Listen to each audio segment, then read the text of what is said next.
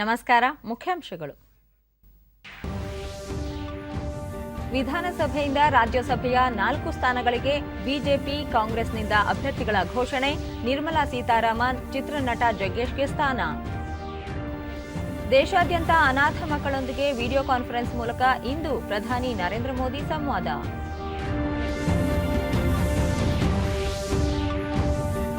ಉಪರಾಷ್ಟ್ರಪತಿ ಎಂ ವೆಂಕಯ್ಯನಾಯ್ಡು ಇಂದಿನಿಂದ ಗ್ಯಾಬೋನ್, Senegal, Qatar ರಾಷ್ಟ್ರಗಳಿಗೆ ಪ್ರವಾಸ.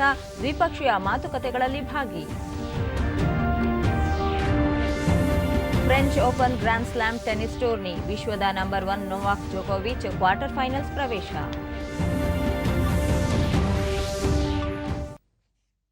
ವಾರ್ತೆಗಳ ವಿವರ. ರಾಜ್ಯ ವಿಧಾನಸಭೆಯಿಂದ ರಾಜ್ಯಸಭೆಗೆ ನಡೆಯಲಿರುವ 4 ಸ್ಥಾನಗಳ ಚುನಾವಣೆಗೆ ಬಿಜೆಪಿ 2 ಅಭ್ಯರ್ಥಿಗಳ ಹೆಸರನ್ನು ಪ್ರಕಟಿಸಿದೆ. ಕೇಂದ್ರ ಹಣಕಾಸು ಸಚಿವೆ ನಿರ್ಮಲಾ ಸೀತಾರಾಮನ್ ಹಾಗೂ ಚಿತ್ರನಟ ಜಗ್ಗೇಶ್ ಅವರ ಹೆಸರನ್ನು ಅಖೈರುಗೊಳಿಸಿದ್ದು ಇಂದು ನಾಮಪತ್ರ ಸಲ್ಲಿಸಲಿದ್ದಾರೆ ಎಂದು ಪಕ್ಷದ ಮೂಲಗಳು ತಿಳಿಸಿವೆ. ಮತ್ತೊಂದೆಡೆ ಕಾಂಗ್ರೆಸ್ ಪಕ್ಷದ ಅಭ್ಯರ್ಥಿಯಾಗಿ ಜೈರಾಮ್ ರಮೇಶ್ ಆಯ್ಕೆಯಾಗಿದ್ದು ಇಂದು ನಾಮಪತ್ರ ಸಲ್ಲಿಸುವ ನಿರೀಕ್ಷೆ ಇದೆ ಎಂದು ಪಕ್ಷದ ವಕ್ತಾರರು ತಿಳಿಸಿದ್ದಾರೆ. 4ನೇ ಅಭ್ಯರ್ಥಿ ಜೆಡಿಎಸ್ ಪಕ್ಷದ ಬೆಂಬಲ ಅನಿವಾರ್ಯವಾಗಿದ್ದು ಅಭ್ಯರ್ಥಿ ಯಾರು ಎಂಬುದು ಕುತೂಹಲ ಮೂಡಿಸಿದೆ. ನಾಮಪತ್ರ ಸಲ್ಲಿಕೆಗೆ ಕಡೆಯ ದಿನವಾಗಿರುತ್ತದೆ. ದೇಶದ 15 ರಾಜ್ಯಗಳಿಂದ 57 ರಾಜ್ಯಸಭೆ ಸ್ಥಾನಗಳಿಗೆ ಜೂನ್ 10ರಂದು ಚುನಾವಣೆ ನಡೆಯಲಿದೆ. ಈ ಮಧ್ಯೆ ಮುಖ್ಯಮಂತ್ರಿ ಬಸವರಾಜ ಬೊಮ್ಮಾಯಿ ರಾಜ್ಯಸಭೆ ಚುನಾವಣೆಗೆ ಕರ್ನಾಟಕದಿಂದ ಭಾರತೀಯ ಜನತಾ ಪಕ್ಷದ ಅಧಿಕೃತ ಅಭ್ಯರ್ಥಿಗಳಾಗಿ ಆಯ್ಕೆಯಾಗಿರುವ ಕೇಂದ್ರ ಸಚಿವೆ ನಿರ್ಮಲಾ ಸೀತಾರಾಮನ್ ಹಾಗೂ ನಟ ಜಗ್ಗೇಶ್ ಅವರಿಗೆ ಹಾರ್ದಿಕ ಅಭಿನಂದನೆಗಳು ಎಂದು ಟ್ವೀಟ್ನಲ್ಲಿ ತಿಳಿಸಿದ್ದಾರೆ.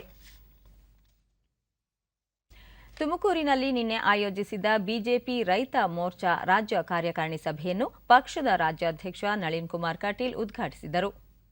ಸಂಸದ ಜಿಎಸ್ ಬಸವರಾಜ, ಶಾಸಕ ಜಿಬಿ ಜ್ಯೋತಿ ಗಣೇಶ್, ರಾಜ್ಯ ರೈತ ಮೋರ್ಚಾ ಅಧ್ಯಕ್ಷ ಈರಣ್ಣ ಕಡಾಡಿ ಸೇರಿದಂತೆ ಅನೇಕ ಪ್ರಮುಖರು ಭಾಗವಹಿಸಿದ್ದರು.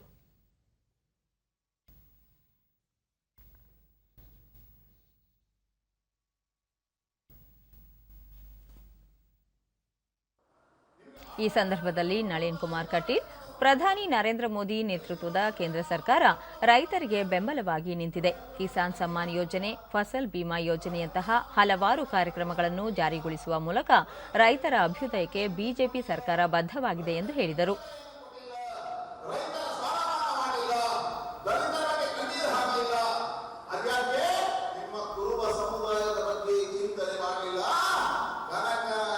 ಸಿದ್ದರಾಮಯ್ಯ ನೇತೃತ್ವದಲ್ಲಿ ಕಾಂಗ್ರೆಸ್ ಸರ್ಕಾರವಿದ್ದಾಗ ರೈತರ ಆತ್ಮಹತ್ಯೆ ಪ್ರಕರಣಗಳು ಹೆಚ್ಚಿದ್ದವು.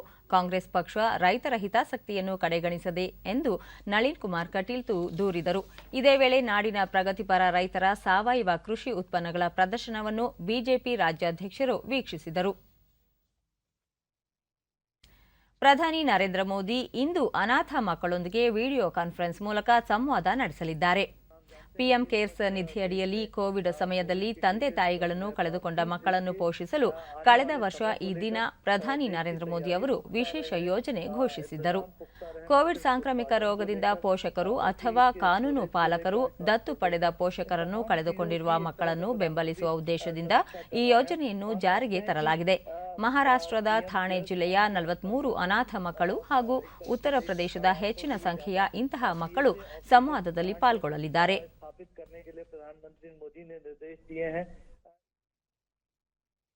ಆಜಾದಿ ಕಾ ಅಮೃತ ಮಹೋತ್ಸವದ ಅಂಗವಾಗಿ ಪ್ರಧಾನಿ ನರೇಂದ್ರ ಮೋದಿ ಇದೇ 31ರಂದು ಇಲಾಖೆಗಳ ವ್ಯಾಪ್ತಿಯ ಸುಮಾರು 16 ಯೋಜನೆಗಳು ಮತ್ತು ಕಾರ್ಯಕ್ರಮಗಳ ಫಲಾನುಭವಿಗಳು ಹಾಗೂ 9 ಸಚಿವಾಲಯಗಳೊಂದಿಗೆ ಸಂವಾದ ನಡೆಸಲಿದ್ದಾರೆ.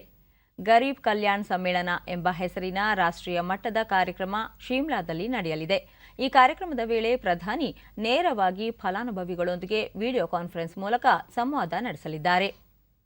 ಇದೇ ಸಂದರ್ಭದಲ್ಲಿ ನರೇಂದ್ರ ಮೋದಿ ಅವರು ಪ್ರಧಾನಮಂತ್ರಿ ಕಿಸಾನ್ ಸಮ್ಮಾನ್ ನಿಧಿ ಯೋಜನೆಯ 11ನೇ ಕಂತನ್ನು ರೈತರ ಖಾತೆಗಳಿಗೆ ಜಮೆ ಮಾಡಲಿದ್ದಾರೆ.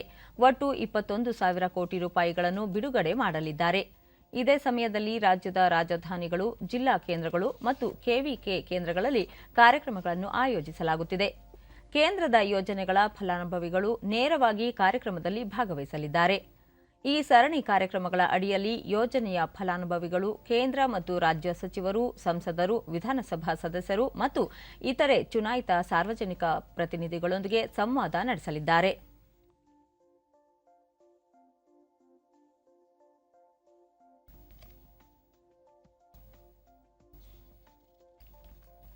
ದೇಶದ ಆರ್ಥಿಕ ಬೆಳವಣಿಗೆಯಲ್ಲಿ ಜಲಮಾರ್ಗವು ಪ್ರಮುಖ ಪಾತ್ರ ವಹಿಸುತ್ತಿದೆ ಎಂದು ಕೇಂದ್ರ ಹಣಕಾಸು ಸಚಿವೆ ನಿರ್ಮಲಾ ಸೀತಾರಾಮನ್ ತಿಳಿಸಿದ್ದಾರೆ. ಗುವಾಹಟಿಯಲ್ಲಿ ನಿನ್ನೆ ನದಿ ಸಮ್ಮೇಳನದ ಸಮಾರೋಪ ಸಮಾರಂಭದಲ್ಲಿ ಅವರು ದೇಶದ ಆರ್ಥಿಕ ಮತ್ತು ಸಾಮಾಜಿಕ ಬೆಳವಣಿಗೆಯಲ್ಲಿ ವಾಣಿಜ್ಯ, ಸಂಸ್ಕೃತಿ, ಸಂಪರ್ಕ, ಸಂರಕ್ಷಣೆ ಮತ್ತು ಸಾಮರ್ಥ್ಯ ನಿರ್ಮಾಣ ಪ್ರಮುಖ ಆಧಾರ ಸ್ತಂಭಗಳಾಗಿವೆ ಎಂದರು. ರಸ್ತೆ, ರೈಲು ಮತ್ತು ವಾಯು ಮಾರ್ಗದ ರೀತಿಯಲ್ಲಿಯೇ ಜಲಮಾರ್ಗವು ಪ್ರಮುಖ ಸ್ಥಾನ ಹೊಂದಿದ್ದು, ಇದರ ಸದುಪಯೋಗದೊಂದಿಗೆ ನೆರೆ ದೇಶಗಳೊಂದಿಗೆ ಉತ್ತಮ ವಾಣಿಜ್ಯ ಬಾಂಧವ್ಯವನ್ನು ಸಾಧಿಸಬಹುದಾಗಿದೆ ಎಂದರು. ಕೇಂದ್ರ ಸರ್ಕಾರ ಈ ನಿಟ್ಟಿನಲ್ಲಿ ಬಾಂಗ್ಲಾದೇಶ ಮತ್ತು ನೇಪಾಳದೊಂದಿಗೆ ಜಲಮಾರ್ಗಗಳನ್ನು ಸದೃಢಗೊಳಿಸುವತ್ತ ಕಾರ್ಯಯೋಜನೆ ರೂಪಿಸಿದೆ ಎಂದು ತಿಳಿಸಿದರು.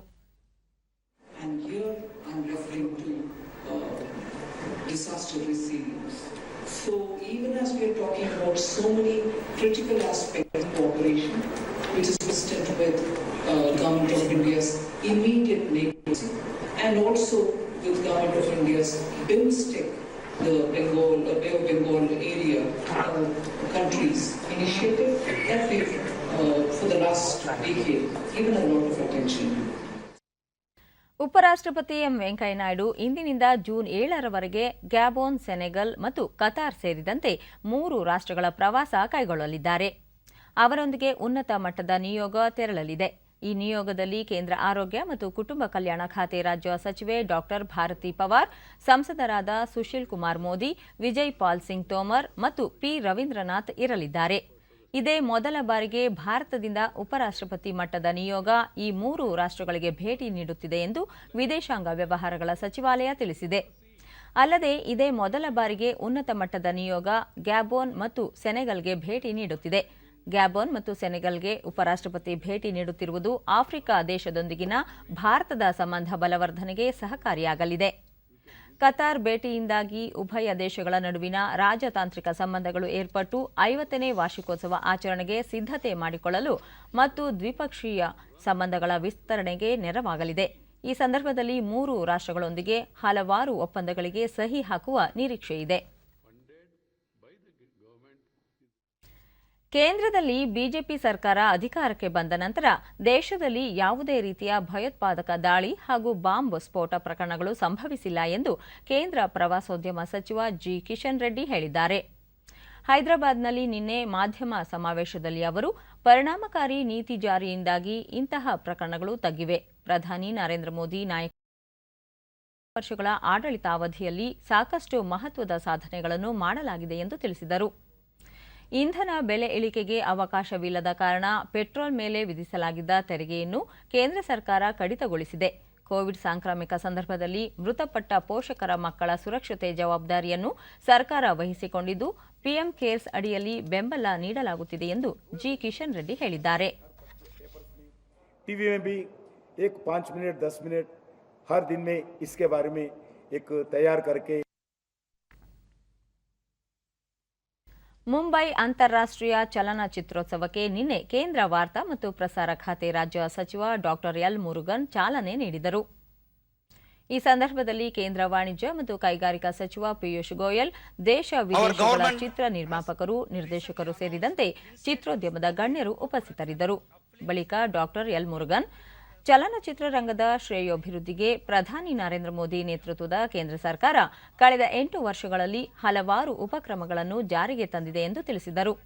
ಇತ್ತೀಚಿನ ದಿನಗಳಲ್ಲಿ ಸಿನಿಮಾಗಳು ನಮ್ಮ ಜೀವನದ ಅವಿಭಾಜ್ಯ ಅಂಗಗಳಾಗಿವೆ. ಸಿನಿಮಾಗಳು ಸಮಾಜವನ್ನು ಉತ್ತಮ ಹಾದಿಗೆ ಕೊಂಡೊಯ್ಯುವಲ್ಲಿ ತಮ್ಮದೇ ಆದ ಕೊಡುಗೆಗಳನ್ನು ನೀಡುತ್ತಿವೆ ಎಂದರು. ಸಿನಿಮಾ ನಿರ್ಮಾಣ ಒಂದು ಕಲೆ, ವಿಜ್ಞಾನ, ವಾಣಿಜ್ಯ ಇದ್ದಂತೆ ಇಲ್ಲಿ ಜೀವನದ ಎಲ್ಲ ಸ್ತರಗಳ ವಿಚಾರಗಳು ಚಿತ್ರಿತವಾಗಿರುತ್ತವೆ. ಚಿತ್ರ ನಿರ್ದೇಶಕರು ಭಾವನೆಗಳಿಗೆ ಇಲ್ಲಿ ಚಿತ್ರರೂಪ ಕೊಟ್ಟಿರುತ್ತಾರೆ ಎಂದು ತಿಳಿಸಿದರು. In this AVG sector, post production sector, friends, our Prime Minister Shri Narendra Modi ji has called for Digital India and Startup India. Our Startup India has created a vibrant startup ecosystem in India. Even in this year, Cannes Film Festival in France, India startups have made their presence felt. It is a leadership of Narendra Modi ji's only that has seen India became the first ever country of honor at Cannes Festival. The Indian contingent showcased the ethos and culture of India at this reputed international platform. The local for Vocal for local spirit has translated the local into global. Mysuru ಮಹಾನಗರ ಪಾಲಿಕೆಯು ಕೇಂದ್ರ ಸರ್ಕಾರದ ಹಲವು ಯೋಜನೆಗಳಡಿ ಜಿಲ್ಲೆಯ ಸ್ವಚ್ಛತೆಗೆ ಹೆಚ್ಚಿನ ಆದ್ಯತೆ ನೀಡಿದ್ದು ಉತ್ತಮ ಪರಿಸರ ನಿರ್ಮಾಣ ಮಾಡಿದೆ. 65 ವಾರ್ಡ್ಗಳ ಮನೆಗಳಲ್ಲಿ ಕಸಗಳನ್ನು ಸಂಗ್ರಹಿಸಿ ಜಿಲ್ಲೆಯ ಸ್ವಚ್ಛತೆ ಕಾಪಾಡುವಲ್ಲಿ ಯಶಸ್ವಿಯಾಗಿದೆ. ಮೈಸೂರು ಜಿಲ್ಲೆ 2 ಬಾರಿ ಸ್ವಚ್ಛ ನಗರಿ ಎಂಬ ಪ್ರಶಸ್ತಿಯನ್ನು ಪಡೆದುಕೊಂಡಿದೆ.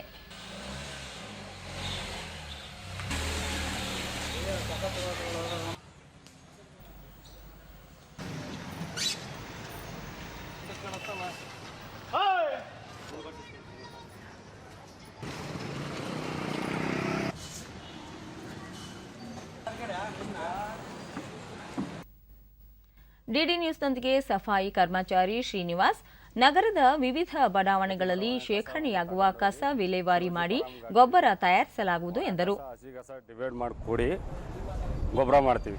ರೈತರಿಗೇನು ಅನುಕೂಲ, ಜನಗಳಿಗೂ ಅನುಕೂಲ. ಮೈಸೂರು ನಿವಾಸಿ ಮಹಾದೇವ್, ನಗರದಲ್ಲಿ ಸ್ವಚ್ಛತೆ ಕಾಪಾಡಲು ಸಾರ್ವಜನಿಕರು ನೆರವಾಗಬೇಕು ಎಂದು ಹೇಳಿದರು. ನಾವು ನಾಗರಿಕರು ಎಲ್ಲರೂ ಸಹಕರಿಸಬೇಕು.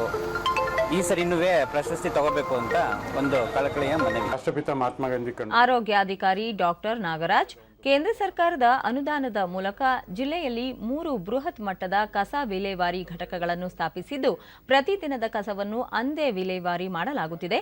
75ಕ್ಕೂ ಹೆಚ್ಚು ಶೌಚಾಲಯಗಳನ್ನು ನಿರ್ಮಾಣ ಮಾಡಿದ್ದು, ಬಯಲು ಶೌಚಾಲಯ ಮುಕ್ತ ನಗರವಾಗಲಿದೆ ಎಂದು ತಿಳಿಸಿದರು. ಬಹಳ ಪ್ರಮುಖವಾಗಿ ಇಡೀ ದೇಶದಲ್ಲಿ ಸ್ವಚ್ಛತೆ ಬಗ್ಗೆ ಸಾರ್ವಜನಿಕರಲ್ಲಿ ಒಂದು ಅರಿವು ಮೂಡಿಸೋ ನಿಟ್ಟಿನಲ್ಲಿ ಒಂದು ರೆವಲ್ಯೂಷನ್ ಅಂತಲೇ ಹೇಳ್ಬೋದು. ನಗರವನ್ನು ಸ್ವಚ್ಛತೆ ಮಾಡೋ ದೃಷ್ಟಿಯಲ್ಲಿ ಮತ್ತು ನಗರದ ಸ್ವಚ್ಛತೆಗೆ ಬೇಕಾಗಿರುವಂಥ ಯೋಜನೆಗಳೇನಿದೆ, ಈಗಾಗಲೇ ಕೇಂದ್ರ ಸರ್ಕಾರದ ಸ್ವಚ್ಛ ಭಾರತ ಅಭಿಯಾನದ ಅಡಿಯಲ್ಲಿ ಮೈಸೂರು ಮಹಾನಗರ ಪಾಲಿಕೆ ಈಗಾಗಲೇ ನಮ್ಮ ಎಕ್ಸಿಸ್ಟಿಂಗ್ ಪ್ಲಾಂಟ್ ವಿದ್ಯಾರಣ್ಯಪುರಮಲ್ಲಿ ಏನಿತ್ತು ಮತ್ತು ಹೊಸದಾಗಿ 2 ಪ್ಲಾಂಟ್ಗಳು ಕೂಡ ಬರ್ತಾ ಇದೆ. 4 ಜನ ಭಾರತೀಯ ಪ್ರಯಾಣಿಕರು ಸೇರಿದಂತೆ 22 ಮಂದಿ ಪ್ರಯಾಣಿಸುತ್ತಿದ್ದ ನೇಪಾಳದ ಖಾಸಗಿ ವಿಮಾನ ಕಣ್ಮರೆಯಾಗಿದೆ. ತಾರಾ ಏರ್ 9 ವಿಮಾನವು ವಾಯುನೆಲೆ ಸಂಪರ್ಕ ಕಳೆದುಕೊಂಡಿದೆ ಎಂದು ಅಲ್ಲಿನ ವಿಮಾನಯಾನ ಅಧಿಕಾರಿಗಳು ತಿಳಿಸಿದ್ದಾರೆ. ನಿನ್ನೆ ಬೆಳಗ್ಗೆ 9:55ಕ್ಕೆ ಹೊರಟಿದ್ದ ವಿಮಾನ 15 ನಿಮಿಷಗಳಲ್ಲೇ ತನ್ನ ಸಂಪರ್ಕ ಕಳೆದುಕೊಂಡಿತು ಎಂದು ಅಲ್ಲಿನ ಟಿವಿ ವಾಹಿನಿ ವರದಿ ಮಾಡಿದೆ. ಹಿಮಾಲಯದ ಪರ್ವತ ಶ್ರೇಣಿಯಲ್ಲಿರುವ ಮಸ್ತಾಂಗ್ ಜಿಲ್ಲೆಯ ಕಣಿವೆ ಭಾಗದಲ್ಲಿ ತಿತಿ ಪ್ರದೇಶದಲ್ಲಿ ವಿಮಾನ ಅಪಘಾತಕ್ಕೀಡಾಗಿದೆ. ಈ ಪ್ರದೇಶ ವ್ಯಾಪ್ತಿಯಲ್ಲಿ ಹಿಮಪಾತದ ಹಿನ್ನೆಲೆಯಲ್ಲಿ ರಕ್ಷಣಾ ಕಾರ್ಯಾಚರಣೆ ವಿಳಂಬವಾಗಿದೆ. ಮುಕ್ತಿನಾಥ್ ದೇವಾಲಯಕ್ಕೆ ಭೇಟಿ ನೀಡಿದ್ದ ಪ್ರಯಾಣಿಕರು ವಾಪಸ್ ಆಗುತ್ತಿದ್ದಾಗ ಈ ಘಟನೆ ಸಂಭವಿಸಿದೆ.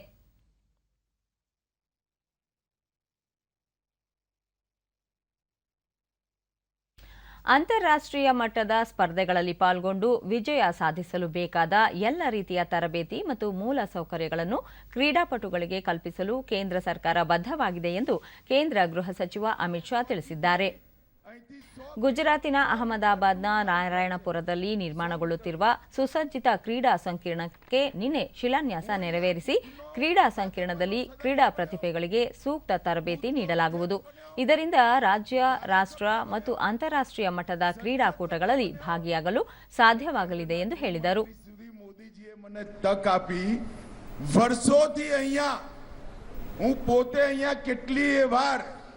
ક્રિકેટની ને કબડ્ડીની મેચો આજ મેદાનમાં રમ્યો છું. આટલા વર્ષોથી શહેરની વચ્ચે આવડું મોટું મેદાન ગ્રીન એરિયા તરીકે અને પછી સ્પોર્ટ્સ કોમ્પ્લેક્સના રિઝર્વેશનમાં પડી રહ્યું, કોઈની નજર ના પડી. મેં 2019માં મોદી સાહેબને કહ્યું કે સાહેબ એક 500 કરોડ રૂપિયા ગાંધીનગર ક્ષેત્ર માટે આપો તો આખા શહેરના છોકરા રમતા થઈ જાય. સાહેબે ધડાક કરીને 500 કરોડ રૂપિયા આપ્યા અને આજે સ્પોર્ટ્સ કોમ્પ્લેક્સ બનવા જઈ રહ્યું. मैं ये कह सकता हूं. ಇದೇ ವೇಳೆ ಕೇಂದ್ರ ವಾರ್ತಾ ಮತ್ತು ಪ್ರಸಾರ ಹಾಗೂ ಕ್ರೀಡಾ ಸಚಿವ ಅನುರಾಗ್ ಸಿಂಗ್ ಠಾಕೂರ್, ಪ್ರಧಾನಿ ನರೇಂದ್ರ ಮೋದಿ ನೇತೃತ್ವದ ಸರ್ಕಾರ ಕ್ರೀಡಾ ಕ್ಷೇತ್ರವನ್ನು ವಿಶ್ವ ದರ್ಜೆಗೇರಿಸುವ ಕನಸು ಹೊಂದಿದೆ. ಆ ಕನಸನ್ನು ನನಸಾಗಿಸುವ ನಿಟ್ಟಿನಲ್ಲಿ ಕ್ರೀಡಾ ಕ್ಷೇತ್ರದ ಅಭ್ಯುದಯಕ್ಕೆ ಎಲ್ಲ ಸೌಕರ್ಯಗಳನ್ನು ಕಲ್ಪಿಸಲಾಗಿದೆ. ಗ್ರಾಮೀಣ ಪ್ರತಿಭೆಗಳಿಗೆ ಹೆಚ್ಚಿನ ಒತ್ತು ನೀಡಲಾಗುತ್ತಿದೆ ಎಂದರು. ಮುಂಬರುವ ದಿನಗಳಲ್ಲಿ ಒಲಿಂಪಿಕ್ ಕ್ರೀಡಾಕೂಟವನ್ನು ಸಹ ಆಯೋಜಿಸಬಹುದಾಗಿದೆ. ಕಳೆದ ಹಲವು ವರ್ಷಗಳಿಂದ ದೇಶದ ಕ್ರೀಡಾಪಟುಗಳು ಹಲವಾರು ಅಂತಾರಾಷ್ಟ್ರೀಯ ಸ್ಪರ್ಧೆಗಳಲ್ಲಿ ಉತ್ತಮ ಸಾಧನೆ ಮಾಡುತ್ತಿದ್ದಾರೆ. ಇದಕ್ಕೆ ಪ್ರಮುಖ ಕಾರಣ ಕೇಂದ್ರ ಸರ್ಕಾರ ಕ್ರೀಡಾಪಟುಗಳಿಗೆ ನೀಡುತ್ತಿರುವ ಪ್ರೋತ್ಸಾಹ ಎಂದರು. और आप तो सौभाग्यशाली हैं कि गुजरात ने देश को प्रधानमंत्री भी दिए और गृह मंत्री भी दिए हैं, सहकारिता मंत्री भी दिए, जहां अलग अलग क्षेत्रों में शानदार काम यहां पर हो रहा है. मैं कह सकता हूं, मैं पूछ रहा था कि भाविना पटेल जी का यहां से घर कितनी दूर है, जो हमारे पैरालंपियन है, मात्र 2 किलोमीटर की दूरी पर है. आने वाले सालों में वो यहीं पर प्रैक्टिस भी कर पाएंगी और देश के लिए मेडल जीतने का काम एक बार फिर करने का काम उन तरह बाकी खिलाड़ी भी यहां पर कर पाएंगे. ಬೆಂಗಳೂರಿನ ಕಂಠೀರವ ಕ್ರೀಡಾಂಗಣದಲ್ಲಿ ನಿನ್ನೆ ನಡೆದ ಇಂಡಿಯನ್ ನ್ಯಾಷನಲ್ ಬ್ಯಾಸ್ಕೆಟ್ಬಾಲ್ ಲೀಗ್ ಟೂರ್ನಿಯಲ್ಲಿ ಲೂಧಿಯಾನ ಮತ್ತು ಹೈದರಾಬಾದ್ ತಂಡಗಳು ಕ್ರಮವಾಗಿ ಪುರುಷರ ಮತ್ತು ಮಹಿಳಾ ವಿಭಾಗದಲ್ಲಿ ಪ್ರಶಸ್ತಿ ಗೆದ್ದುಕೊಂಡವು. ವಿಜೇತ ತಂಡಗಳಿಗೆ ರಾಜ್ಯಪಾಲ ಥಾವರ್ಚಂದ್ ಗೆಹ್ಲೋಟ್ ಟ್ರೋಫಿ ವಿತರಿಸಿದರು.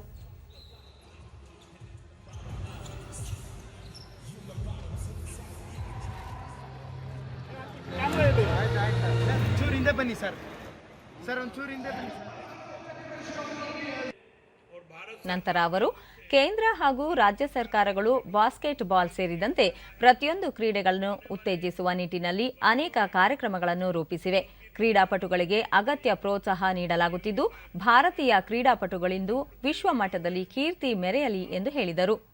ಕ್ರೀಡೆಯು ರೋಮಾಂಚನಕಾರಿ ಮಾತ್ರವಲ್ಲದೆ ಆರೋಗ್ಯದ ದೃಷ್ಟಿಯಿಂದಲೂ ಬಹಳ ಮುಖ್ಯವಾಗಿದೆ. ಬಾಸ್ಕೆಟ್ಬಾಲ್ ಆಟದಿಂದ ದೈಹಿಕ ಮತ್ತು ಮಾನಸಿಕ ಬೆಳವಣಿಗೆಯಾಗುತ್ತದೆ ಎಂದು ರಾಜ್ಯಪಾಲರು ಹೇಳಿದರು. परंतु जैसा बताया उनके क्षेत्र में अत्यधिक बाढ़ आई है, बरसात हुई है, पोजीशन ठीक नहीं है, इसलिए वो अपने क्षेत्र में गए हैं, परंतु वो खेल के प्रति बहुत रुचि लेते हैं. मैं उनको भी बधाई देता हूँ, शुभकामनाएं देता हूँ और गोविंद राज जी की भी प्रशंसा करना चाहूंगा. ರಾಷ್ಟ್ರದಲ್ಲಿ ಮೊದಲನೇ ಬಾರಿಗೆ ಕರ್ನಾಟಕ ಒಲಿಂಪಿಕ್ ಸಂಸ್ಥೆಯ ಅಧ್ಯಕ್ಷ ಕೆ ಗೋವಿಂದರಾಜ್, ದೇಶದ 20 ನಗರಗಳಲ್ಲಿ 3x3 ಬಾಸ್ಕೆಟ್ಬಾಲ್ ಪಂದ್ಯಾವಳಿ ನಡೆದಿದ್ದು, ನಿನ್ನೆ ಬೆಂಗಳೂರಿನಲ್ಲಿ ಫೈನಲ್ ಪಂದ್ಯಗಳು ಜರುಗಿದವು. ದೇಶ ಮಟ್ಟದಲ್ಲಿ ರಾಜ್ಯದ ಬಾಸ್ಕೆಟ್ಬಾಲ್ ಉತ್ತೇಜನಕ್ಕೆ ಇದೊಂದು ಉತ್ತಮ ವೇದಿಕೆಯಾಯಿತು ಎಂದು ಹೇಳಿದರು. ಬಾಸ್ಕೆಟ್ಬಾಲ್ ಪ್ಲೇಯರ್ಸ್ಗೆ ಇವತ್ತು ಒಂದು ದೊಡ್ಡ ಮಟ್ಟದ ಆಟದ ಒಂದು ವ್ಯವಸ್ಥೆ ಅಂತೂ ಆಗಿತ್ತು. ಇದರಿಂದ ಬಾಸ್ಕೆಟ್ಬಾಲ್ ಕ್ರೀಡೆ ಇನ್ನೂ ಹೆಚ್ಚಿಗೆ ಬೆಳೀತದೆ ಅಂತೇಳಿ ಇವತ್ತಿನ ದಿವಸ ಹೇಳ್ತೀನಿ. ನಮ್ಮ ರಾಷ್ಟ್ರದಲ್ಲಿ, ನಮ್ಮ ರಾಜ್ಯದಲ್ಲಿ ಬಾಸ್ಕೆಟ್ಬಾಲ್ ಕ್ರೀಡೆ ಒಂದು ದೊಡ್ಡ ಮಟ್ಟಕ್ಕೆ ಹೋಗುತ್ತೆ ಅಂತೇಳಿ ಈ ಸಂದರ್ಭದಲ್ಲಿ.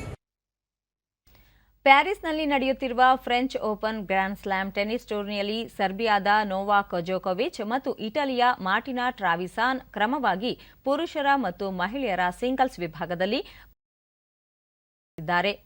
ವಿಶ್ವದ ನಂಬರ್ 1 ಆಟಗಾರ ನೋವಾಕ್ ಜೋಕೋವಿಚ್ ನಿನ್ನೆ ನಡೆದ ಪುರುಷರ ಸಿಂಗಲ್ಸ್ನ ಪ್ರೀ ಕ್ವಾರ್ಟರ್ ಫೈನಲ್ ಪಂದ್ಯದಲ್ಲಿ ಅರ್ಜೆಂಟೀನಾದ ಡಿಯಾಗೋ ಶ್ವಾರ್ಟ್ಸ್ಮನ್ ವಿರುದ್ಧ 6-1, 6-3, 6-3 ನೇರ ಸೆಟ್ಗಳಿಂದ ಜಯ ಗಳಿಸಿದರು.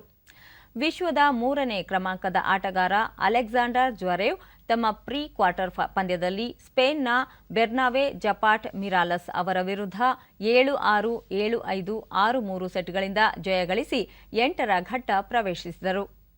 ಮಹಿಳೆಯರ ಸಿಂಗಲ್ಸ್ ಪ್ರೀ ಕ್ವಾರ್ಟರ್ ಫೈನಲ್ ಪಂದ್ಯದಲ್ಲಿ ಶ್ರೇಯಾಂಕ ರಹಿತ ಆಟಗಾರ್ತಿ ಇಟಲಿಯ ಮಾರ್ಟಿನಾ ಟ್ರಾವಿಸಾನ್ 7-6, 7-5 ಸೆಟ್ಗಳಿಂದ 47ನೇ ಶ್ರೇಯಾಂಕದ ಬೆಲಾರೂಸ್ ಆಟಗಾರ್ತಿ ಅಲೆಕ್ಸಾಂಡರಾ ಸ್ಯಾಸ್ನೋವಿಚ್ ವಿರುದ್ಧ ರೋಚಕ ಜಯ ಗಳಿಸಿದರು. 18ನೇ ಶ್ರೇಯಾಂಕಿತ ಅಮೆರಿಕದ ಆಟಗಾರ್ತಿ ಕೋಕೋ ಗಾಫ್ 6-4, 6-0 ನೇರ ಸೆಟ್ಗಳಿಂದ ಬೆಲ್ಜಿಯಂನ ಎಲಿಸ್ ಮಾರ್ಟೆನ್ಸ್ ವಿರುದ್ಧ ಗೆದ್ದು ಕ್ವಾರ್ಟರ್ ಫೈನಲ್ಸ್ ತಲುಪಿದ್ದಾರೆ.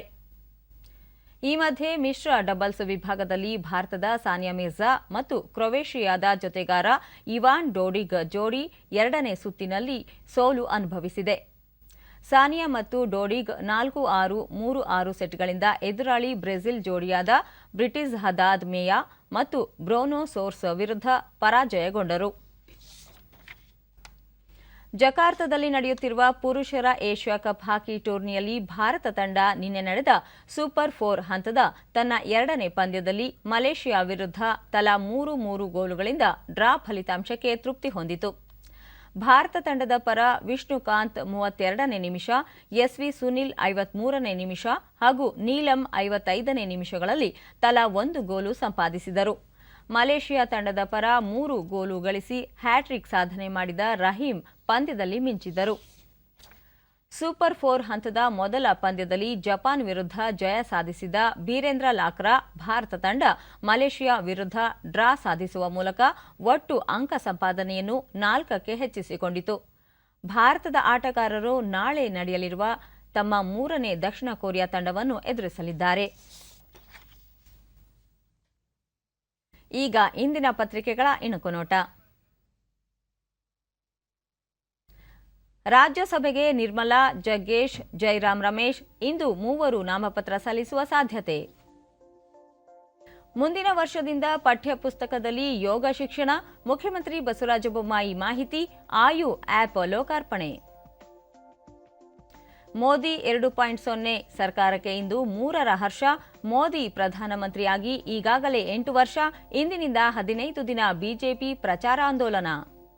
ಮುಂಗಾರು ಶುಭಾರಂಭ. ಕೇರಳಕ್ಕೆ ಕಾಲಿಟ್ಟ ಮಾನ್ಸೂನ್ 3 ದಿನ ಮುಂಚಿತವಾಗಿ ಆಗಮನ.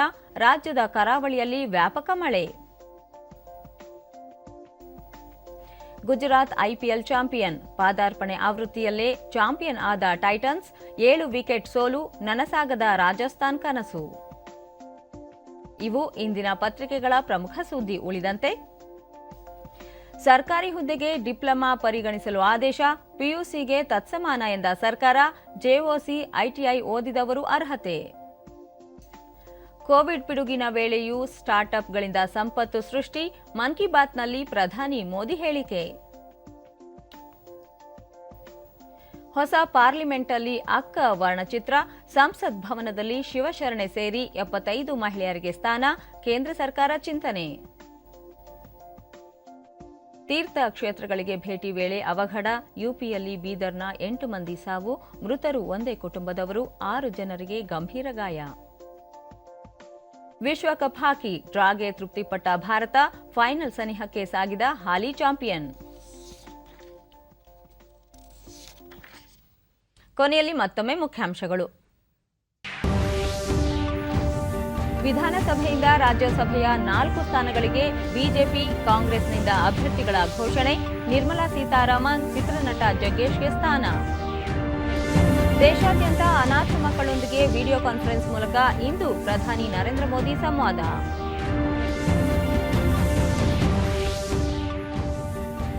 ಉಪರಾಷ್ಟ್ರಪತಿ ಎಂ ವೆಂಕಯ್ಯನಾಯ್ಡು ಇಂದಿನಿಂದ ಗ್ಯಾಬೋನ್, ಸೆನೆಗಲ್, ಕತಾರ್ ರಾಷ್ಟ್ರಗಳಿಗೆ ಪ್ರವಾಸ. ದ್ವಿಪಕ್ಷೀಯ ಮಾತುಕತೆಗಳಲ್ಲಿ ಭಾಗಿ. French open grand slam tennis tourney. ವಿಶ್ವದ ನಂಬರ್ 1 ನೊವಾಕ್ ಜೋಕೋವಿಚ್ ಕ್ವಾರ್ಟರ್ ಫೈನಲ್ಸ್ ಪ್ರವೇಶ.